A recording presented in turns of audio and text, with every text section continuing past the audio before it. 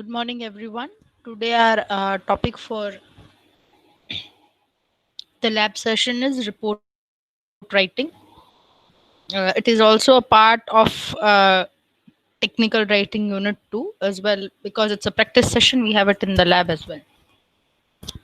Now, even reports are an inevitable part of any organization, just like proposals, right? So, let's see what reports are. Reports, basically, if you simply want to define them, they are description of an event. Remember when we did technical description? It was the description of a process or a product. Now, what if there is an event you want to describe it? Then it is called as a report. Remember, the description of a product or a process is called technical description. The same technical description is if it is of an event, it is termed as a report. So these small points you keep on noting. We're trying to prepare for, like, our end goal would be preparing for examination. So we are trying to prepare in two ways. One, the long question answer, and two, wherever possible, what kind of or the different kind of MCQs that can be asked. So one of them could be this, right?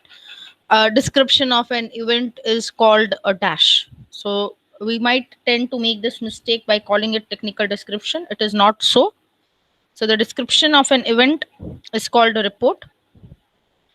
It is not only a description, but it is also an analysis of that particular situation or particular event. You analyze the situation, you look at it from various angles. Why an analysis? By analysis, what you are supposed to do is you are supposed to improvise or make changes to improve when the similar kind of event takes place in future. So just like technical proposals, technical reports are also meant for future references as well. They are actually the permanent record. They are kept in a permanent record of the organization.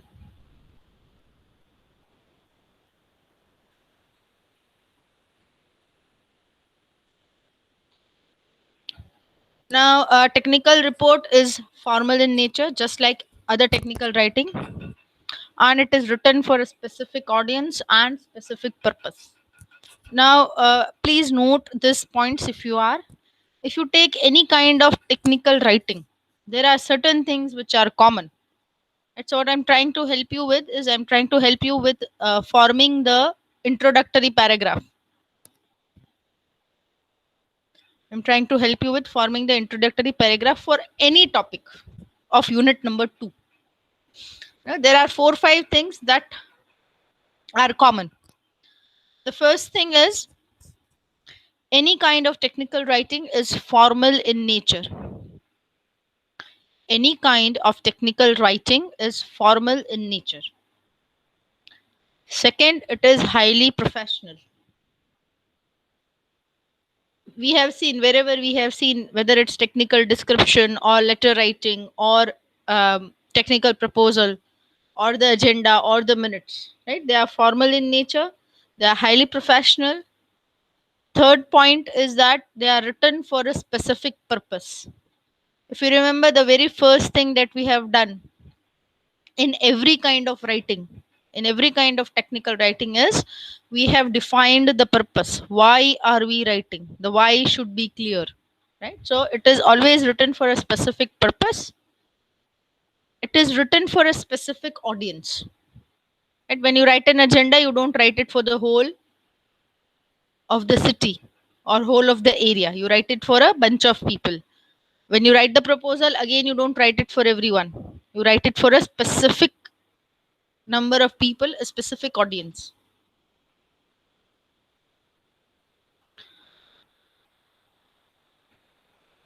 And then the last point, which is common, is each has its own specific structure. You have a structure for the technical description, you have a structure for proposal, a structure for agenda of meeting, a structure for minutes of the meeting, and even we'll have a structure for the report writing as well.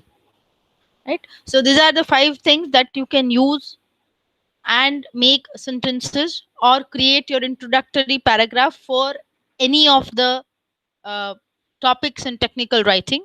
I'll repeat once again. One, any kind of technical writing, they are formal in nature. Two, highly professional. Three, it is written for a specific audience. It's a written documentation. That's the sixth point, if you wish, you can add. It's written for a specific audience. It is written for a specific purpose, and each of it has its own specific structure. All right. So this is a small introductory paragraph which you can write with the help of this 5 6 points. Now, if you take reports, during a report, we don't only describe the event, but we describe it in depth, and it also has conclusions or concluding part. Moreover, recommendations are an indivisible part of a report. A report will always have a recommendation. It is a portion which we cannot ignore when it is a report. Now, here we need to understand, we are thinking from the workplace situation, or we are thinking from the point of view of business or technical part. So when I say, if I say suggestions, recommendations, or feedback, it should always be constructive in nature. Why? Constructive feedbacks help person, or constructive recommendation helps a person to grow. And when you have thought of opening up a business, you just don't want to be there for a few years or a few number of days. You'd always be willing, you or anybody else whosoever has opened the business would always be willing to be there for a longer duration of time. Now, if you want to be there in the organization, or if you want your organization to be there in the market for a longer period of time, what you need to do is you need to update yourself. You need to work on updation for improvisation. Let me here give you an example of a river. A river flows on and on. It's a flowing water body. Right? It does not remain still at a place. So it will breed life, and beautiful life. Like it can have fishes, it can have uh, water plants, etc.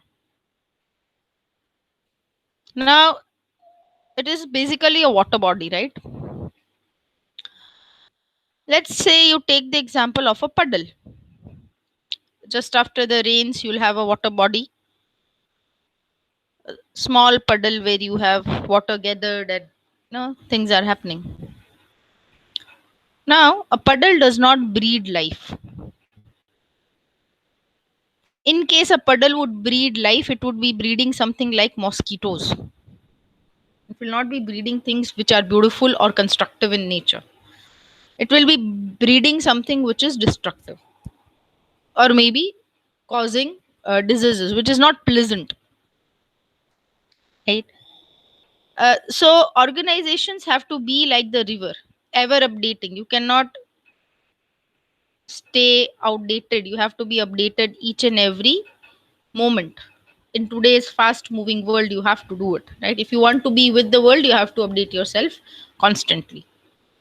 Similarly, organizations, when they keep a place or space for suggestions, recommendations, or feedback, what they want to do is they're trying to find out where is the space for improvisation, where do we need to be updated, right? These are the things what they are thinking, or what they have in mind when they give you little space for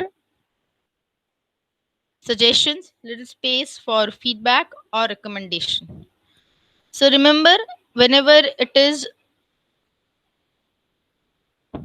a technical documentation, or whenever it is a document that is related to some organization and you have a space for feedback, suggestion, or recommendation, it should be constructive. It should help the organization to improvise, to grow furthermore. It should never be a criticism of what is being done.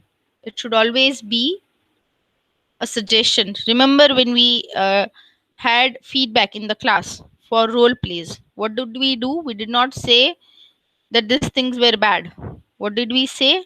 You need to improvise. The same thing, but said with a different, in a different way, so that we help our classmates to improvise and become better. That's what every organization wants. So in a report, recommendation is an inevitable part. You cannot remove recommendations from a report. Now, what are the objectives of a report? Let's see. There would be different objectives based on the type of report. There are different types of report, right? So based on that type, your objective will differ. For every report, you cannot have the same objective. Just like in letters, for every letter, you cannot have the same bunch of vocabulary, right? So if it is a project report, you might be very well aware about project reports because you might be submitting as a part of your semester. There's a part of things that you do in the semester. One of them would be a project report that you submit or you might be submitting, right? So what is the objective of that project report? The objective of that project report is that you present a record of work that you have accomplished. Right? You have to prepare what did you do, what or till what point have you reached and how much have you completed. So if it is a project report, the objective is to present a record of accomplished work. Now when people are researching, there also you have research reports. Research reports are meant to record the experiment,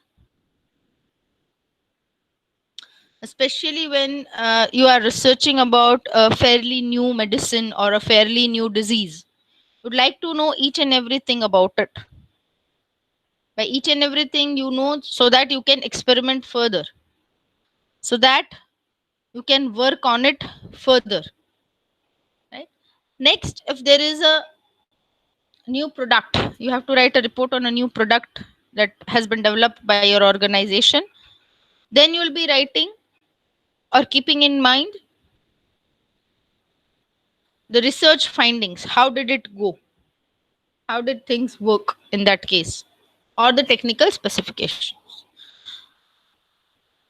Then, if you have a report on a long term plan, what are your plans?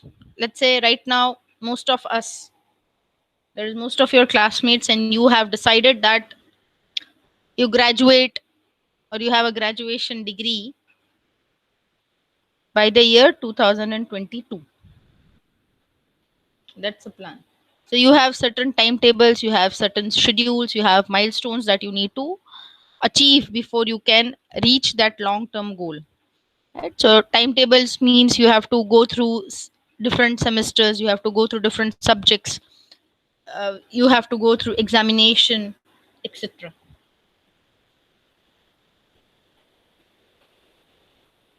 Right, so here the objective will be documenting different things. Then if you have an inspection report, remember in our schools we used to have inspection reports, people would come to inspect. Or let's take in the college, you write your laboratory books or experiment books, and the teacher would ask, okay, you submit it by Saturday, I want it. A kind of an inspection. She would prepare a short report on how many of you completed it, how many of you, what is pending work, etc. She'll remind, your experiment 2 is incomplete, it is wrong. So to document a current status. Now if you are writing a report on the policies and procedures, it would help you to record different kinds of complex information which can help you with the future referencing. Let's say the company devised a policy. So when you open a company, you have different policies, right? So one of the policies of the company was, let's say, how much salary do we pay in the initial stages of the company? How many employees do we require? How much money should we invest in the employee's salary? And this all you have to decide when you begin, right? So that's a report that, see, initially we thought of this, after some time we'll think of this, etc. Then if it is an annual report, you need to present information to a larger number of people or a large group of people. Here I would cite the example of a bank report. uh, Banks would send their stakeholders or account holders a report of how much or how many new branches, if the bank has opened new branches, what are the facilities the bank has developed throughout that financial year, what is the assets that the bank has, how much loan the bank has given, etc. So that's an annual report. I'm giving citing an example of a bank. It could be any organization, do not worry, right? Any organization, or in fact each and every organization would have an annual report. Let's take an academic example over here. If you take an academic example, the teachers would prepare a result analysis every semester. That's a kind of an biannual report, because we are into a semester system and not an yearly system, right? In schools where there are yearly system, you have your yearly report made. The teacher will say, class A everybody passed, some of them are weak in science, a few of them weak in maths. How do you find out? From the result, right? So you have a result analysis that you do.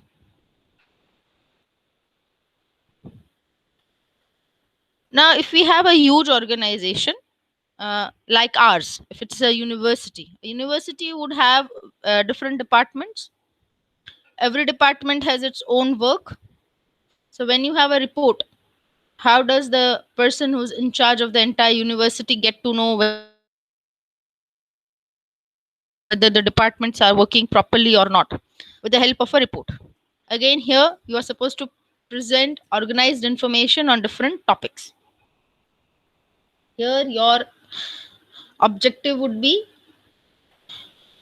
different divisions of the same organization and presentation on a topic. Okay, what could be the topic? One could be result analysis. Two, number of students whose grades are above A in a particular subject. Where are the students lacking? Where do we need improvisation? Okay, the teacher needs, now do we need a projector, do we need an experiment lab? You write from the report, right? Had we got an experiment lab, then the results might have been better. And then you could have recommendatory reports. Recommendatory reports are meant for problem solving. They recommend what kind of things or actions can you take to improvise. Okay, this is our first reconnection or reconnecting question. Reports are informal in nature. Is the statement true or false?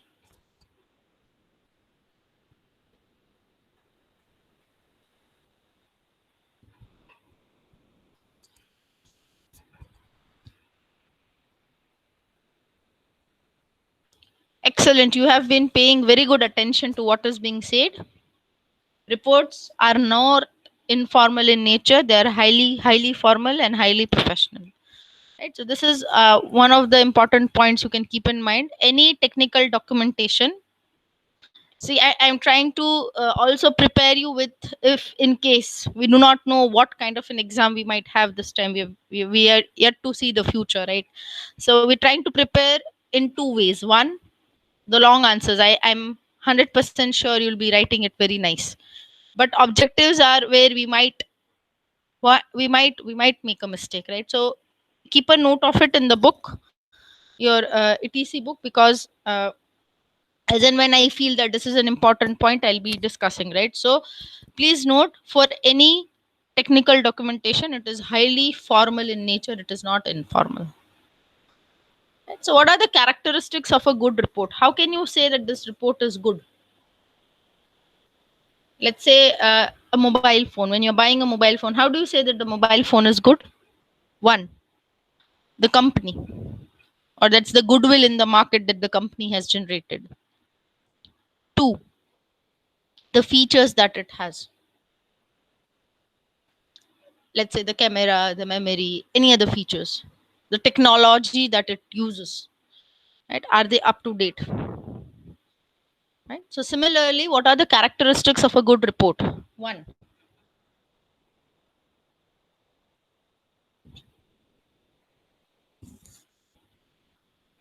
a good report should be reader friendly. Remember, all this technical documentations that we are writing is written for an audience and it's not written for the writer only. All the technical documentation that is written for an audience. It could be a viewer, it could be a reader, whatever, right? But it is not written only for the writer. So who is important? Who is at the center right now? The reader and not the writer. So the reader should be able to understand what is written or what you are trying to convey. Let's take an example of a performer, be it any performer, be it any entertainer. Let's say a comedian, a dancer, a singer, an actor, an actress, any kind of an entertainer or any kind of a performer. The best in his field, the best dancer, the best singer, the best performer, the best comedian. What if there is no audience to view his or her performance? What if there is no audience to view his or her performance? Even though he is very good with whatever he or she does, even though they are termed as one of the best in their fields, the entire performance is a failure. Why? Because there is nobody to view it, there is nobody to appreciate it. Right? So, similarly, when you write a report and there is nobody who can understand your report, then your writing is a failure. It is a wastage of time, energy, and resources. So that's why you should write a report, though it is formal, though it is professional in nature. You should write the report keeping in mind the audience. So, what do you do? Remember, when we are doing our book review, we have taken a few questions as our guidelines how to write or how to form our paragraph. Similarly, when you are writing a report, how to make it reader friendly? These are few questions that can guide you through report writing, okay, to make it reader friendly. So, the first question that you can keep in mind is, who is going to read the report? Who is going to read the report is the very first question you have to keep in mind. Now, let me give you a very simple example, which almost in every household, one or the other person has gone through. We have gone and taken laboratory tests, okay? When you are sick, the doctor would prescribe a blood test, you or any other family member. That is also one kind of a report. That is also a kind of a report, right? It's technical as well. It's technical for its own field. Now, if you see the report, if you have ever seen, we are curious what has the report, what does the report have to say. Before the doctor sees it, we see the report, okay? So if you have seen it, then you'll be able to understand what I'm trying to say. If you have not, after the class you can always have a look at the file. uh, we save such things at home. It's called the medical history of a person, right? So we would always have our file. Not, when I say our file, I don't mean you and me, it could be any member of the family. It's just a sample example which you can view. Do you understand each and every word which is written in the lab report? Are we able to get all the words that are written?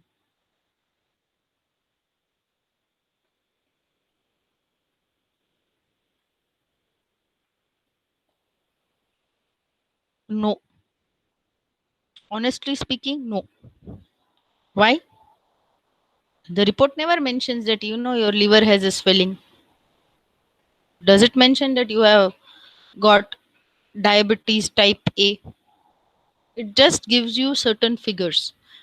And how do we read the report? We read it with the help of other figures which are given just beside. So your count is this much, it should be this much. Why can't every one of us read that report? Because it is not meant for us. Yes, we do read it out of curiosity.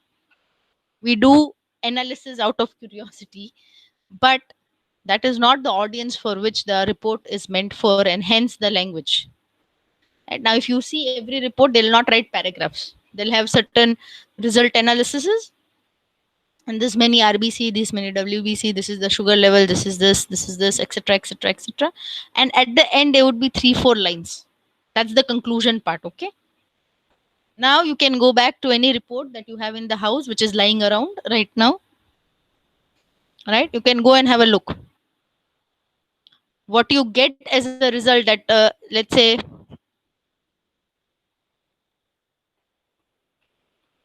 the hemoglobin in the blood is 12, and beside it it's written if it's a female this much, if it's a male this much. Right? Then you look at it and you're like, it should be 14, now it's 10, so I have low hemoglobin. We come to the conclusion, they have never mentioned anywhere that you have low hemoglobin. They've just mentioned that what it ideally should be and what do you have in your report. That's the analysis part.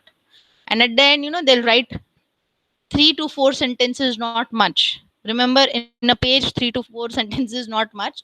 And that also only the doctor would understand. Why? Because the usage over there is of all the technical terms or jargons related to the field of medicine.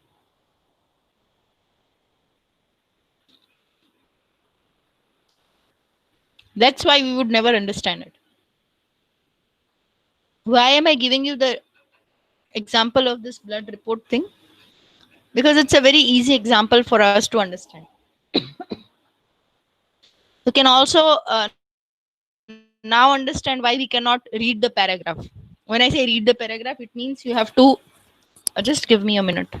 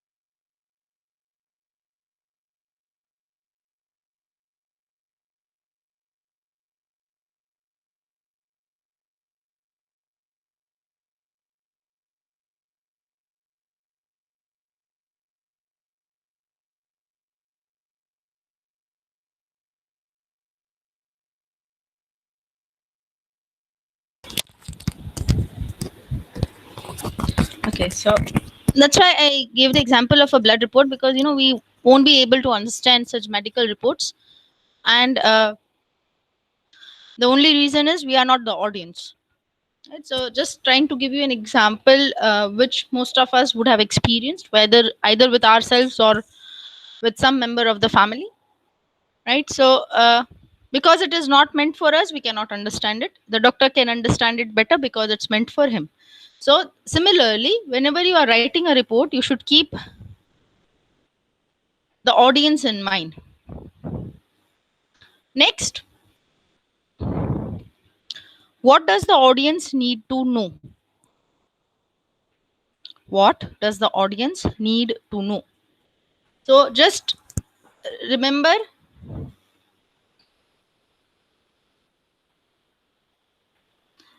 that it is a report which is written for the audience, but we don't want them to know each and everything.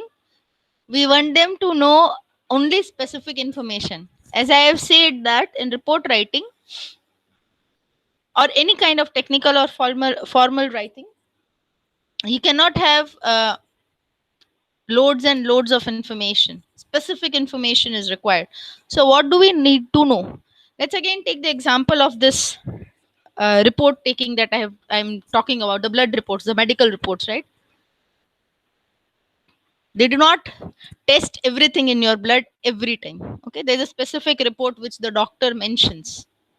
So what's the requirement? What do you need to know?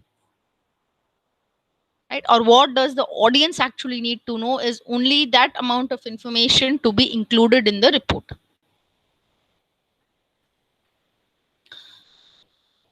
You should also understand why the audience needs to know the information. Why should the audience know this information? The why part should always be clear. How? Uh, why do we need the why part in the clarity? Let's say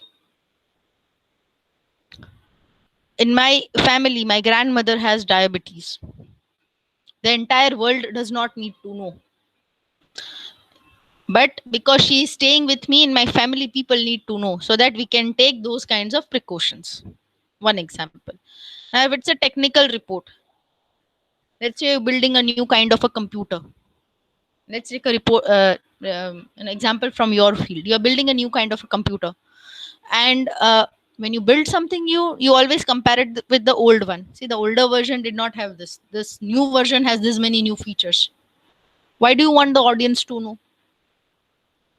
So that they can decide how you have upgraded it, how it has become better. One example. So similarly, you should know why do they want to know this information. Why should they be aware of this kind of an information? Right? They should know. Next, what level of details do they want to know? By level of details, let me tell you,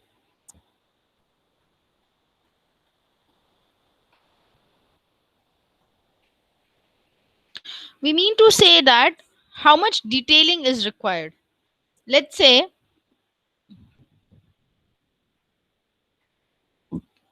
for someone, for someone like me who's not into the computers that much. When I say into the computers that much, I mean to say that I use the computer. Uh, I want the computer to look stylish. I want it to fulfill certain technical specifications. That's it. That's my limit. Now, people like you who are already in the field, you have a greater idea about how things work. You have a greater idea about the details.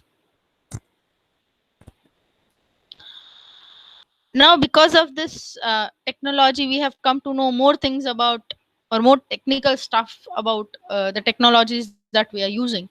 But you would be more equipped than I am. Why? Because I'm not much into it, you are much into it, right?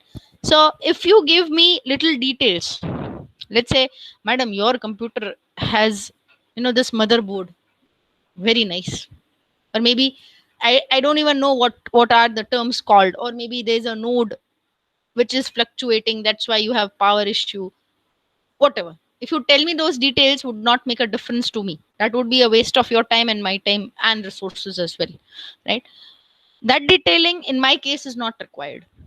Yes, that detailing is required when you are supposed to make a presentation to a set of computer engineers. They will understand each word that you speak, right? So depending on the audience, that's why I said you have to keep the audience in mind. However good a report you write, if the audience does not understand, then it's a failure, right? So what level of detail you want them to know, and when do you want them to know? See, you are developing a very nice software. You cannot keep on telling everybody, I'm developing a very nice software, you look at it, very nice software, but where is it? It's in my mind, I'm working on it. How can we see in your mind? So always remember there would be a date. They'll tell you we're going to launch a new product. Do they tell you immediately what are the features? No. They say the company is working on it. They have a time set, a timeline. First we tell that we have a product, then we'll give the first look of the product, then a little features given, then the additional extra features, and then the product comes in the market. Similarly, you cannot be telling each and every detail, or you cannot be writing report every month. Even if you are writing the report every month, you cannot be telling everybody every month. You can compile it and you can tell it, right? So you have to know exactly when do you wish them to know the information. Now defining the purpose.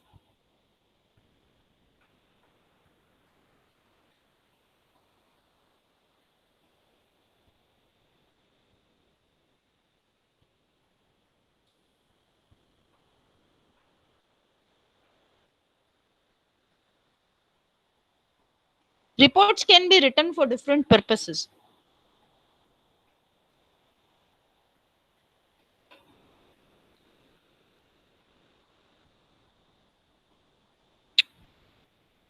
Such as giving information, convincing someone, giving suggestions and recommendations for improvement, making an analytical observation, analysis of products, right?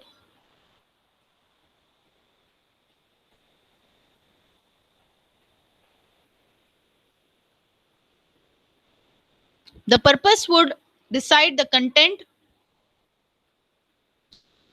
the depth in the format, and the sequence of events or sequence in the report. Usually, a good report should present facts and figures as it is. They should be writing in support of the purpose of the report. Reliability and relevance. The report should be relevant and reliable. By relevant mean it should be according to the contemporary times. When I use the word contemporary, I mean the times of those days. For us, uh, this is contemporary. 2020, this the year 2000s is what we call our contemporary. For your parents, it's the 90s. That's the contemporary, right? So, why facts and details should be minutely and factually written? Because many important decisions, many important actions that would be taken will be based on that report. Now, if the data in the report is misleading, then it would create a danger. You cannot have, you cannot have misleading information. It would create a huge chaos or huge danger to humankind, right? Because many decisions will be taken based on the report. Let's say, let's take the current scenario and somebody says, we found the vaccine, it is working very nice, very nice, very nice. Without observing, yes, yes, yes, we have. What if we start giving the vaccine to people and then they realize there's a side effect to it? Or a side effect which is quite dangerous, equally dangerous as the virus or the disease itself. Then what will happen? We'll be keeping at stake many people's life. That is why when you write things in the report, it should be reliable and relevant, and the matters that are mentioned should be factual.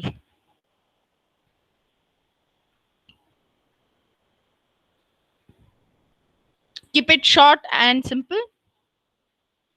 The report must be brief and should not use decorative language. By decorative language, we mean language which you find in literature, storybooks, movies. That should not be there in the report because it is formal. But of course, long reports and unnecessary information is not appreciated. If it is technical, it follows a tight schedule, right? So we do not require unnecessary information. It should be to the point, precise, clear, and complete, right? It should be talking about facts, not in paragraphs, but in bulleted points. Or even if there are paragraphs, not long paragraphs, short ones. The language of the report should be adequate. It means that the language that you use should be kept in mind, like should be written or used by keeping in mind the audience. The use of jargon should be avoided in the report if it is not meant for somebody belonging to the particular field. Remember, do not use acronyms that the reader might not know. Let's say I'll give you an example from the literature. We have an acronym called MLA. MLA. Now, if I write MLA in my report and I give it to you to read, what will you understand? It is a political position, madam. What is it? Right. But if I give it to somebody who has learnt literature or has worked with any kind of language, any language, not only English, okay? It is common for every language.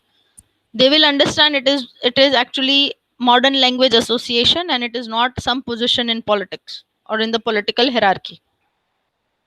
Similarly, the use of jargon must be avoided. Now, here, what do I mean by jargon? See, certain technical words have now become common because of the frequent use of it. Let's say the computers or mobiles, we use the word screen. It is actually for computer, television, laptops, desktops, mobiles, iPads, Kindle, etc. But because of its constant uses, we know what is screen. We know what is a keyboard, right? We know certain words because of the usage, but there would be certain other words which we might not know. Let's say, I'll give you a simple example. The word protagonist. The word protagonist. Some of you might have heard of it. Some of you might know the meaning. If I use the word protagonist, some of you might not understand what she is talking about because it is a jargon attached to literature. Now, but if the same word, if I write that he is the hero of the movie, you will understand. Why? Hero is also a jargon, but it is a very well known jargon. If I say he is the protagonist of the film, I'm in a confusion. Is he the good guy or the bad guy? Right? So that's what I'm talking about over here when we say the usage of jargon.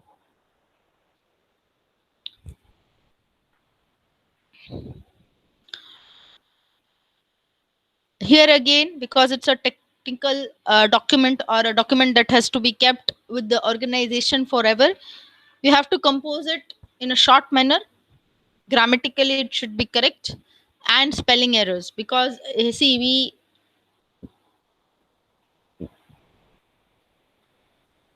at times we forget the spelling part. Why? Because here, especially, I have mentioned about the spelling errors because we are used to this different ways of connecting, and we have our own English. Everybody has their own English. You write it. And that's why when you are specially writing this paper, spelling errors are something that you have to keep in mind. And that's why, especially every where when I'm teaching about writing, I'll talk about spelling errors. Right? I've been trying to remind you that spellings play a very important role in language, especially when you're writing the paper. As I said, any technical document would be well structured and well organized. You cannot have the conclusion first and then the introduction and then the recommendation. It is all mentioned. More or less, every organization would be following a similar kind of structure. Certain things would differ, like the company's heading or the company's name, but more or less the method that they use or the structure that they use is same. You should sequence the ideas logically. So it should be interconnecting ideas that you have. You cannot have ideas just going, or you cannot just throw ideas everywhere. Moreover, what is more advisable, that you use subheadings wherever possible. You use subheadings wherever possible so that it is easier for the reader to find out the information. Let's say if you pick up any of your reference book, I'm just giving an idea of a formal document. You pick up any of your reference book, for every answer they'll have a sub point which is bold. They will have a sub point which is bold, so that you understand, okay, this is the point. You can elaborate in your own language, but this point should be mentioned. Similarly, so it becomes easy for you to identify. Similarly, whenever you are writing a report, so that you can help the reader identify specific information easily, you can use headings. Now, usually there are two types of reports. One of the type is known as a descriptive report, and the other type is the analytical report. A descriptive report would give a description of the event, and an analytical report will analyze and help the reader to take a decision about it.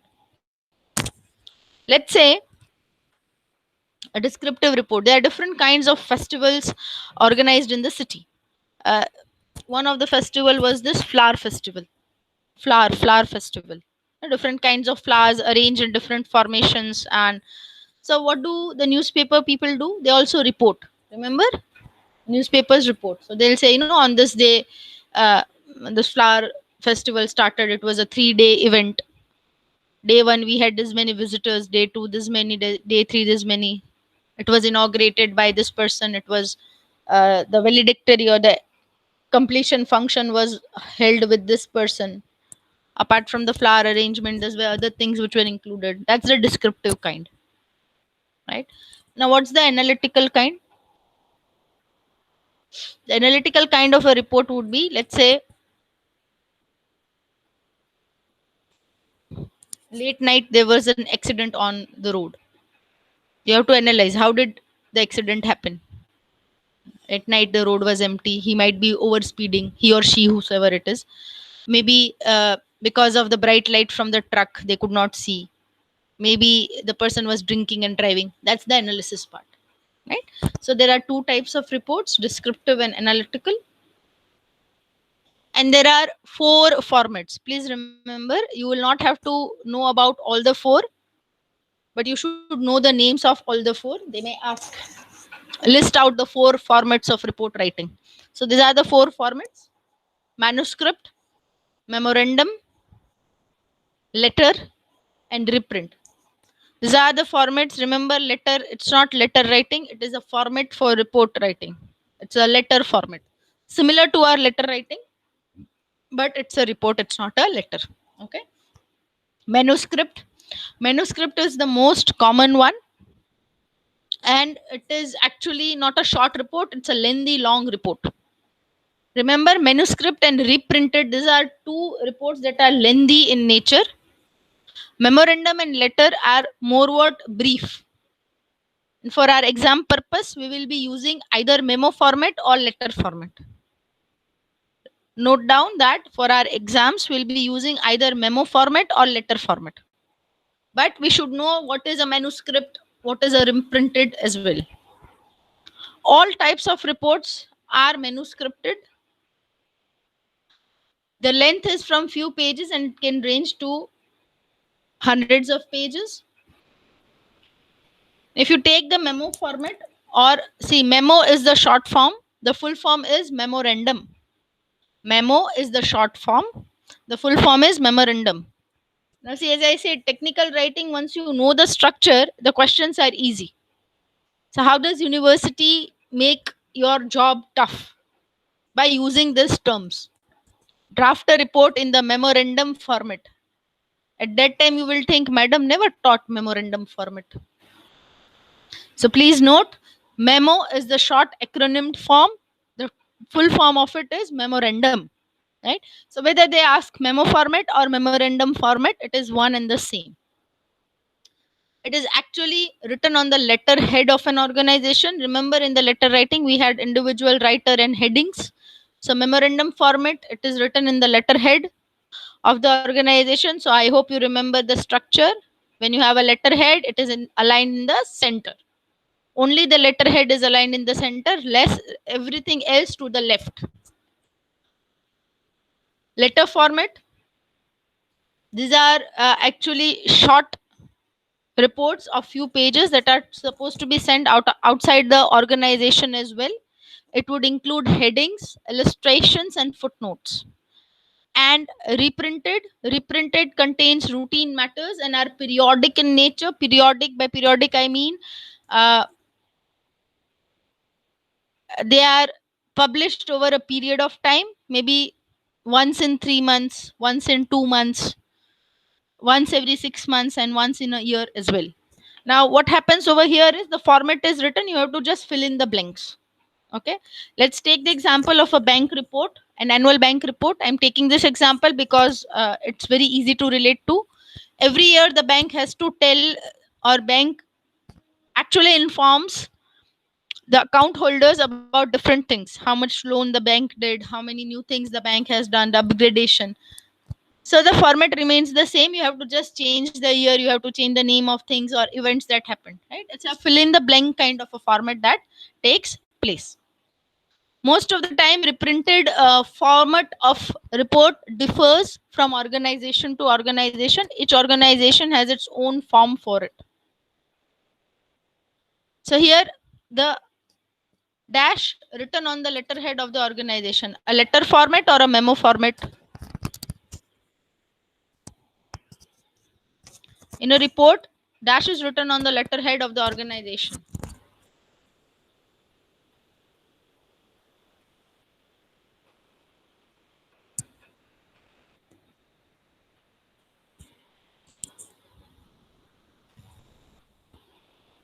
See, here you have to understand whether it's a letter format or a memo format.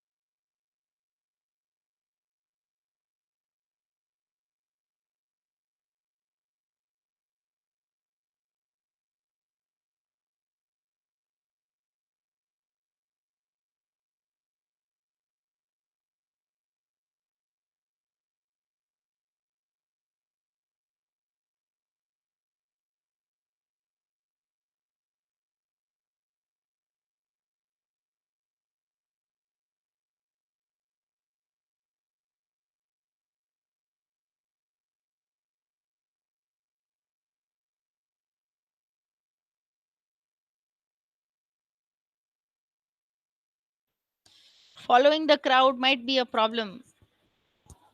Vartika, you are the only one who's correct. Remember, I said in the memorandum format. I'll take you back to the slide where we have it. Written on the letterhead of the organization. Remember, I even asked you to note it down in the memo format. It's in the letterhead in the center, not in the letter format. The letter format would be aligned everything to the left. So the correct answer over here would be memo format. These are the two formats that we are following. Remember why I'm mentioning the two? These are the ones which will be asked in the university. So there are two ways of asking a question in the university. One way, they don't mention a format. They just say draft a report on particular event. Right? There is nothing in the bracket written. The second way of asking is they'll write draft a report using the dash format, either the memo format or letter format, whatever the university mentions. Draft a report using the memo format. Then see, when there is nothing written, you are free to select the format of your choice. When there are things mentioned, then you have to follow the format. Remember, for this syllabus, we have only one question paper available with us because it was introduced, the course has been introduced last year only. The course has been introduced last year only. That's why we have only one question paper for our reference. That's why we are preparing in different ways. So this is one of the samples for the letter format. If you can see, everything is aligned on the left. You have a subject written and etc. Recommendations and signature coming and happening. This is a memo format. Here things are little different. Do not worry. I've already uploaded a sample in our Google folder that we have shared. We can easily access this. So what is the format?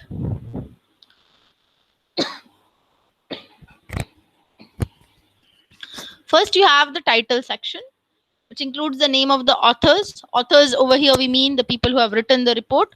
and the date of the report preparation. Date gives it more authenticity. Summary. A summary would be covering the major parts. Some of the people might not want to read the whole report, so they'll go directly to the summary. Some of us, when we want to read books, what do? Do we read the whole book first and decide we'll read first few pages? No, we turn the book over. On the back cover we have a summary. We read the summary. Usually summaries are written at the very end of the report in the real workplace scenario, but when you are writing it in your exam, you can write it first, because in real workplace scenario there might be something at the very last moment that you might have to add. Then the very first page of the report needs to have an introduction. You have to introduce what are the problems and why the report has been made. See, the why part here again, it has come. It is very important. You should know why. The reader should know why, right?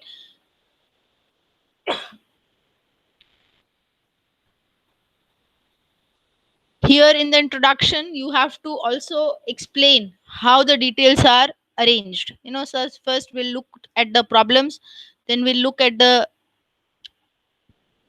reasons for the problems, then we'll look at the findings, and then we'll look at the recommendations. That's the order, right? The body, this is the main section of the report, with several subsections, with each having a subtitle. Remember, you have to have subtitles so that the reader can locate it properly. It is arranged, the information that you arrange over here should be arranged in order of importance. The very most, or the first, the most important information coming first. Conclusion.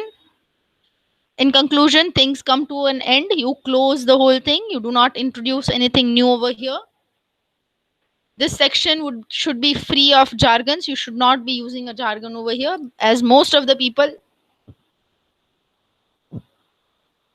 would be reading the summary and the conclusion only. Recommendation. This is the place where you give your ideas of improvement, your suggestions of improvement. That also you have to arrange in priority wise, which is the very first thing that needs to be done. Then the next thing, then the next thing. That is how you will arrange this. Appendices. This is where you can include, ma'am, what, why can't we include technical details? You can, but the area comes last. This is meant for people belonging to the field. So in the appendices you will have information for the experts in the field, right? This is the place where the expert people we read. That's why it will come at the very end of your report. Here you will include all technical details that support your conclusion. That is how we came to the conclusion, and this is the supporting material for it. So the first page of the report needs to have an introduction. Is the statement true or false?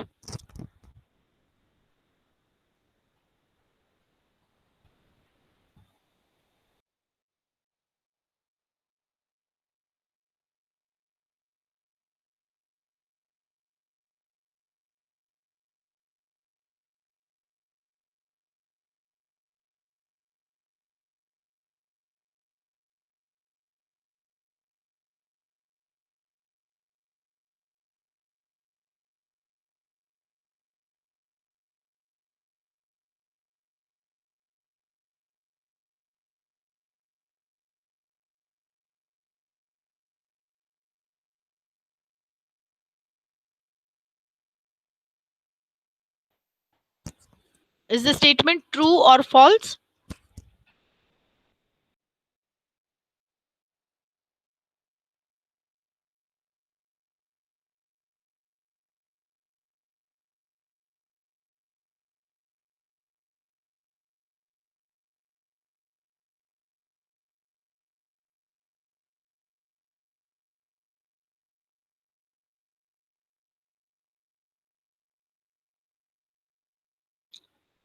Are we flipping coins when we are answering the true false statement? Because I can see a few false and few trues. One of them has to be correct. So few of us let's write true and few of us let's write false.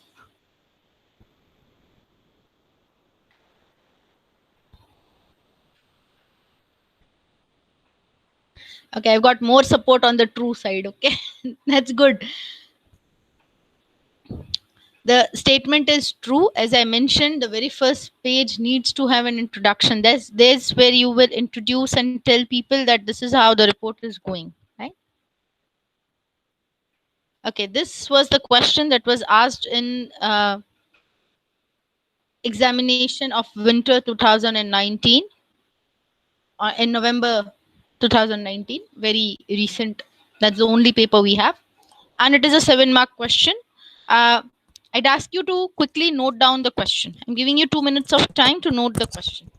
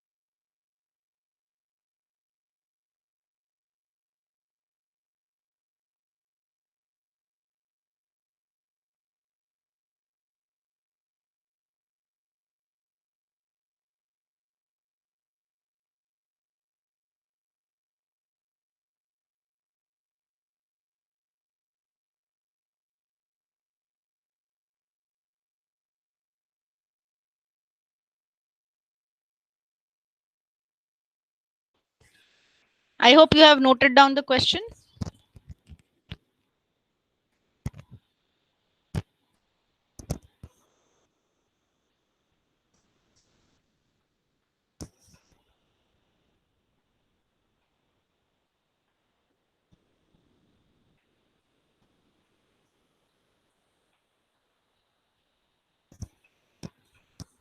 Great. Now, what you have to do is right away, you have to draft a report with the question that has been given to you. Now, where will you draft it? In our shared folder, so that I can also have a look on the progress of how things are happening. Now, if you can go to the shared folder in the drive, everybody has noted it. So I'll stop this sharing part. So you can go to the drive. In the drive, you can go to lab batch C, and there now you can see a new tab which is called report writing. There you will already find a sample. There is a Word file that has already been uploaded with a different question. The sample is there.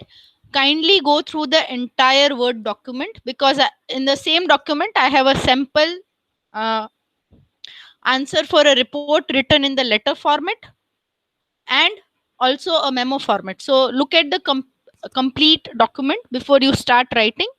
Look at the complete document, select any one. You may either write the answer to this question in the memo format or the letter format. Now, if you ask my opinion or my suggestion for it, would be that you should write with the memo format. Why? Because letter writing we are already practicing. So you have a good hold over letter writing, or you will master letter writing way of writing the report. Memorandum format is a little new and different as compared to the letter writing. But I'm not forcing you to write in the memo format. What I suggest is you may use the memo format so that you have an idea of how the same document is written in a different way.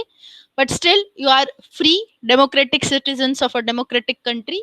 You are free to select whatever format you would like to write. You have to write the you have to write the report in any one format. I'm giving you 20 minutes of time. Kindly keep on uploading over here, or form a Google Doc and then type out your uh, report along with the question. Please do mention the question so it's easier for us to uh, revise when we want to go back to it. Right. So I'm giving you 20 minutes of time to draft your report in either of the format, either letter or report or memo format. My recommendation is you use the memo format. It is little new. We don't have much practice over it. but still you are free to select whatever you like to write in between. If you have a doubt, I'm here only. In between, if you have a doubt, you can always unmute yourself and ask me, right? So right now, if you look into your lab batch folder, you will find a subfolder called report writing, and a sample report has already been uploaded there. You can have a look at the sample and you can start doing your work. I'm giving you 20 minutes of time, so till 11:05 you have the time to write your report.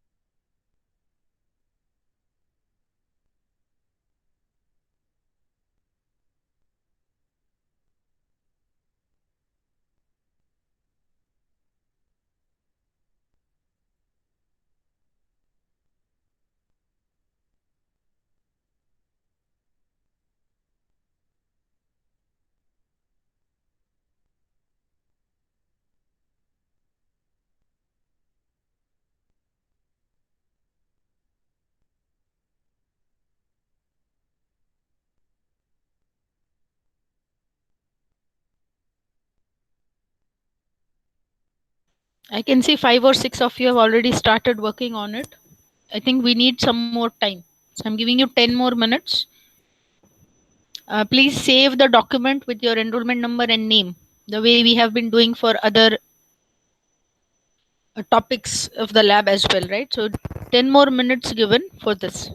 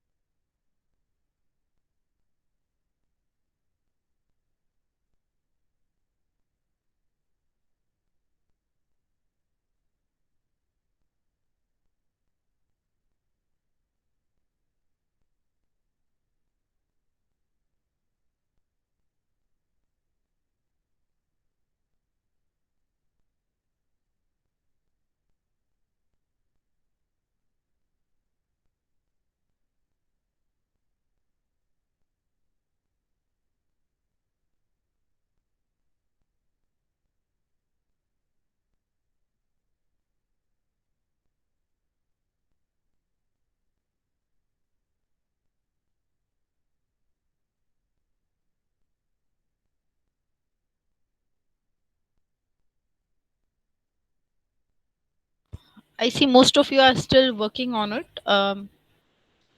As of now, let's do one thing. We'll take our quiz for this lab session, and what you can do is you can complete your report by 4:30 today, right? So what I'll do is I'll give you the link of the quiz, and you can start attempting your quiz now. This is the quiz for today's session. This report writing work you can complete by today 4:30. Right. So first, please attempt the quiz. The link has been shared in the chat box.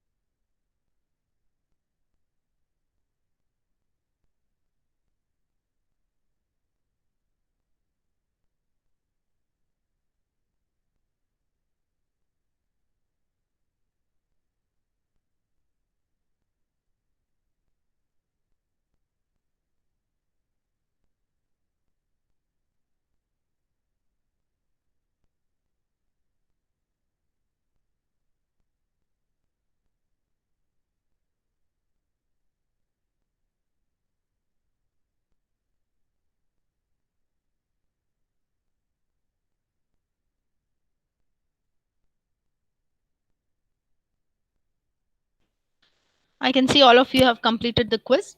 So what you may do now is you may complete the report by 4:30 today. If you have still not completed your technical writing and the letter from last week, kindly make sure that you complete that as well by today 4:30. The new question for order letter I'll be uploading tomorrow. Moreover, all the material for the topics that have been taught, all the PowerPoint PPTs have been uploaded in the e-content, and by today evening I'll be also uploading a few reference books which you can refer to.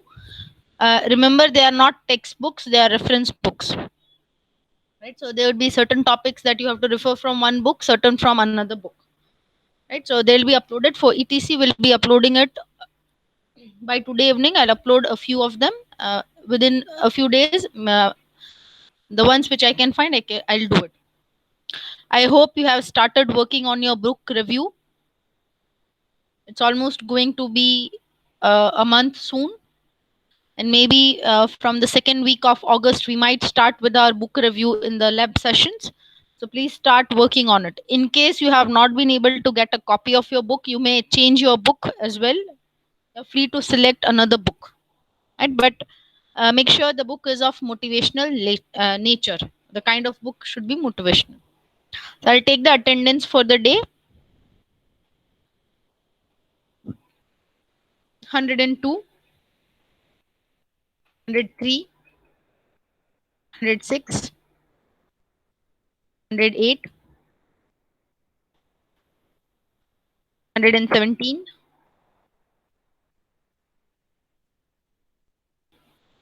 118, 119, Yes, ma'am. 120,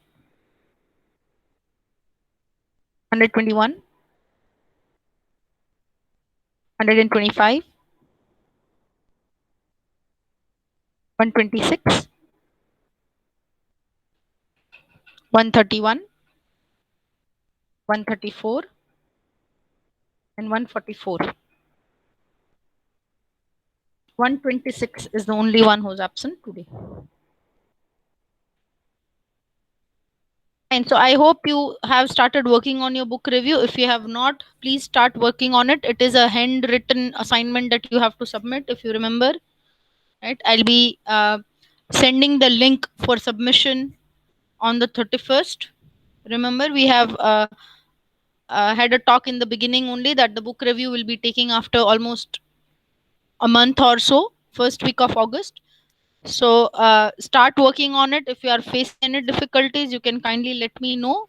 We can solve it out and sort it out together. Fine. All the material till date has been uploaded in your login in the e-content part. Right. Whatever topics have been dealt, you will find it in the tab PPTs or lectures, and whatever topics have been dealt in labs, you'll find it in the lab manual, so that we don't mix the two. I have uploaded it in that way. That's how the options were available. Fine, class. Thank you. Have a nice day.